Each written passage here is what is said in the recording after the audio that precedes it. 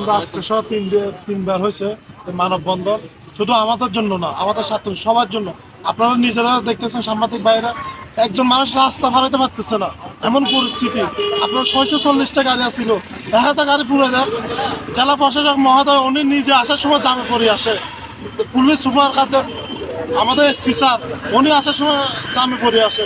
ওনারা দেখতেছে না আজকে আমরা 3বার করতেছি, ওনারা তাও কোনো পদক্ষেপ নিচ্ছে না। শুধু আমরা বারবার আমরা এই রাঙামাটি শহরে যত অবৈধ গাড়ি আছে এগুলা প্রশাসনিকভাবে ব্যবস্থা নেওয়ার জন্য এবং এই পর্যটন নগরীকে সুন্দর এবং আগামীতে যারা পর্যটক আসে তাদেরকে একটা সুন্দর নগরী হিসেবে উপহার পরিবেশ সৃষ্টি করার জন্য আমরা এই শহরে যাতে কোনো যানজট সৃষ্টি না হয়, পর্যটকরা যাতে এখানে এসে কোনো ভোগান্তি সৃষ্টি না হয় সেটার প্রতি দৃষ্টি আকর্ষণ করি। মাননীয় জেলা প্রশাসক এবং রাঙামাটি জেলার ঊর্ধ্বতন যত কর্মকর্তা আছে সরকারি, তাদের দৃষ্টি আকর্ষণ করছে। এই বিষয়গুলো আপনি একটু দেখবেন। আসলে কিন্তু একটা পৌর এলাকার মধ্যে এরকম গাড়ি চলতে পারে না আমার জানা মতে।